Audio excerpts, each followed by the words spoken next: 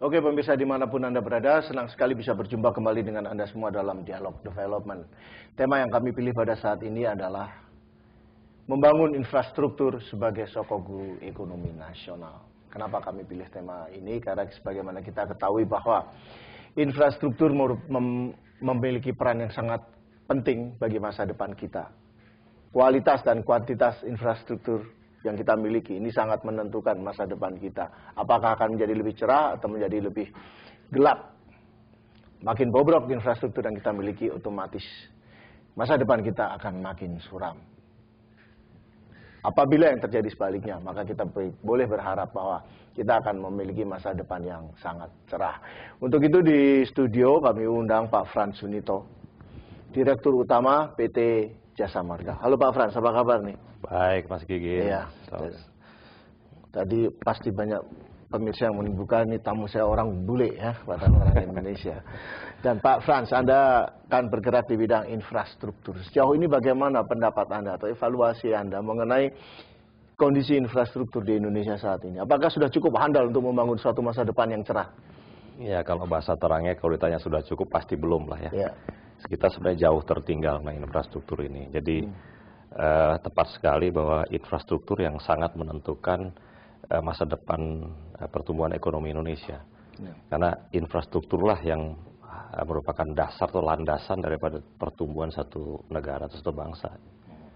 Ya, dan kita ketahui juga seringkali orang menjadikan jalan tol sebagai salah satu tolok ukur keberhasilan atau keseriusan sebuah pemerintahan membangun infrastruktur. Kita ketahui Malaysia itu negara yang jauh lebih kecil daripada Indonesia. Tapi panjang jalan tol Malaysia itu sampai 16 kali lebih daripada yang dimiliki oleh Indonesia. Bagaimana hal itu bisa terjadi? Sebenarnya nggak 16 kali ya, 3 kali. 3 kali ya. Tapi apapun sangat ironis lah, karena mereka belajar ke Indonesia tahun 80-an dan akhirnya mereka jauh mendahului kita. Tapi bicara soal infrastruktur, kita jangan terjebak pada jalan tol saja. Jalan tol ini pada dasarnya kita mungkin nama generiknya adalah jalan bebas hambatan atau expressway. Nah, jalan expressway ini dan jalan lainnya adalah bagian dari seluruh jaringan infrastruktur kita. Nah, kenapa di Indonesia dibangun jalan tol dan juga mungkin di beberapa negara lain? Itulah masalah pendanaan. Andai kata pemerintah kita memiliki anggaran yang cukup untuk membangun jaringan jalan dari mulai jalan paling kecil, jalan arteri sampai expressway, maka tidak perlu ada jalan tol. Ambil contoh di Jerman misalnya, expressway-nya namanya Autobahn di sana, nggak bayar kan? Karena pemerintah bangun dengan APBN mereka gitu.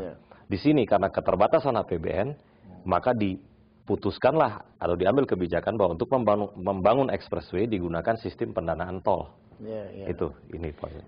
Ya, dan saya juga seringkali mendengar keluhan soal pembebasan lahan ya, bahwa pembangunan infrastruktur di Indonesia itu seringkali terhambat dan pada masalah pembebasan lahan yang sangat rumit dan mahal. Jadi ini sangat menyulitkan, dan banyak orang yang mengeluh atau berharap bahwa di Indonesia akan diberlakukan suatu hukum yang menempatkan kepentingan publik di atas kepentingan pribadi. Sekarang ini kan terbalik. Persis, ya, benar sekali. Jadi justru itulah yang kita advokasi sudah, kalau saya bilang kita itu Jasa Marga, itu merasakan sekali kesulitannya pembebasan lahan.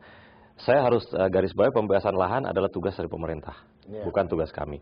Tapi kami menyadari kesulitannya karena aturan hukumnya yang tidak terlalu mendukung. Oleh karena itu kami melihat itu dan kami terus mendorong agar diadakan perubahan, bukan perubahan, agar ada tadi undang-undang yang mengutamakan kepentingan publik dalam pembebasan lahan, dan undang-undang ini insya Allah tahun ini akan diundangkan ya. Sekarang draftnya sudah final dan akan dibahas segera di DPR. Mudah-mudahan bapak-bapak di DPR ini bisa membahasnya dengan cepat dan kemudian undang-undang itu diundangkan. Karena dengan undang-undang itu pemerintah memiliki eminent domain untuk lebih tegas dalam pembebasan lahan untuk kepentingan publik. Jadi jangan ada 1, 2 atau ratusan pemilik bisa menyandra lahan sehingga jutaan orang menderita. Ambil contoh banjir Kanal Timur lah.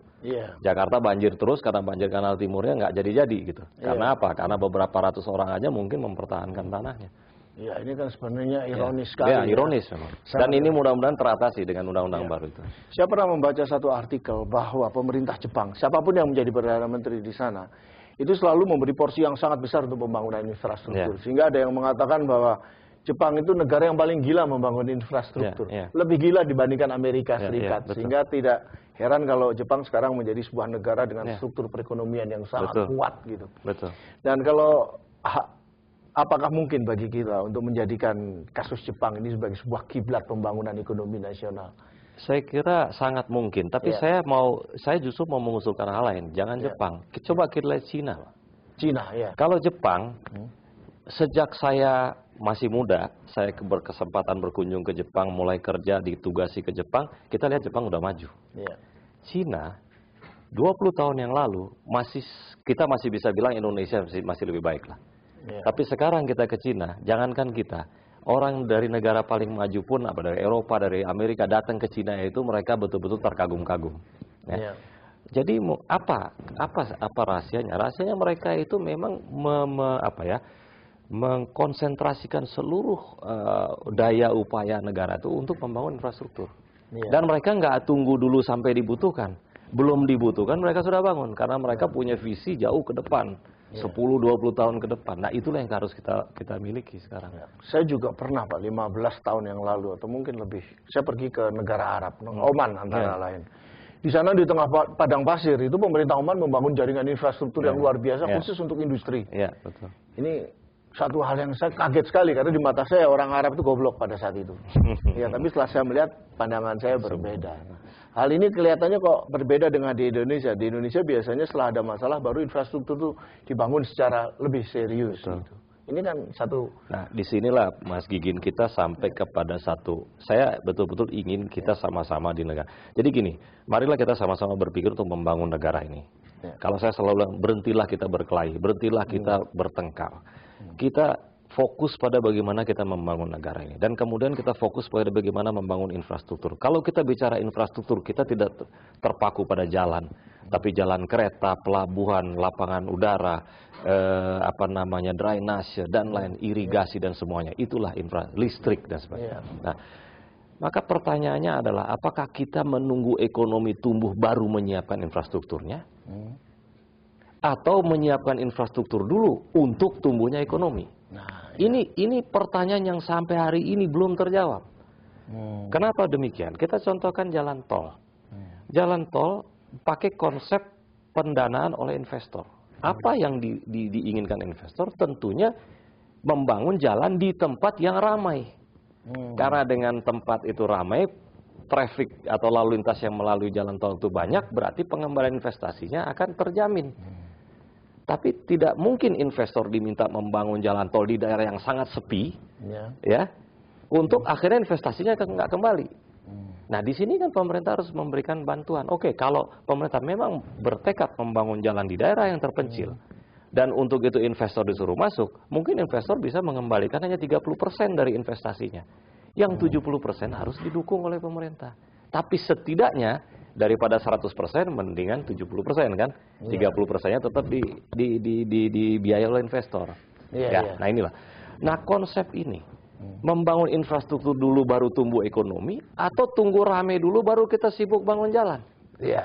Nah, ini kalau saya berpendapat infrastruktur dulu dibangun supaya perekonomian tumbuh. Tapi untuk itu harus ada pengorbanan, harus ada anggaran, harus rela menyisikan sebagian anggaran untuk itu. Karena Cina membangun jalan setelah jalannya jadi sepi. Nggak apa-apa, tapi 5-10 tahun kemudian jalan itu akhirnya bermanfaat untuk membuka kesempatan-kesempatan ekonomi di daerah itu. Dan tapi ada juga yang mengatakan Indonesia adalah negara kepulauan terbesar di dunia. Sehingga tidak mungkin membangun satu jaringan infrastruktur secara serempak. Kemudian ada ide bagaimana kalau pembangunan jaringan infrastruktur itu difokuskan pada daerah-daerah tertentu yang memiliki potensi ekonomi terbesar untuk membangun masa depan Indonesia yang lebih cerah. Itu bagaimana pendapat Anda? Dan seingat saya kan dulu ada konsep KAPET, sekarang ada konsep koridor ekonomi dan lain sebagainya. Apakah ini tepat gitu?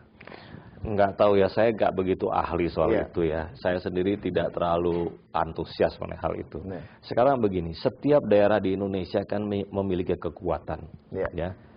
Di bagian paling timur negara kita, Papua, Maluku, masing-masing kan punya punya kekuatan. Mungkin perikanannya, mungkin hutannya. Nah, infrastruktur yang kita bangun harusnya fokus atau mengantisipasi itu. Bagaimana misalnya daerah yang kaya akan ikan bisa mengolah ikannya dengan baik sehingga diberi nilai tambah.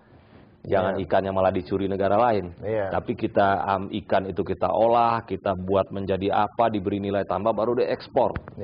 Jadi infrastrukturnya harus sejalan dengan itu. Demikian juga di negara yang di daerah yang menghasilkan hasil-hasil pertanian misalnya.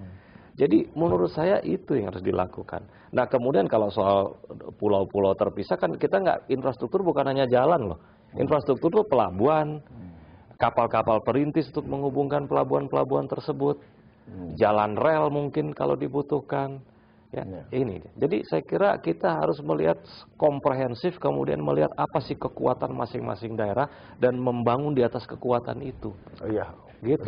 Menarik sekali Pak Frans. Kita break sejenak dan pemirsa, Anda jangan kemana-mana karena setelah pesan berikut kami segera kembali.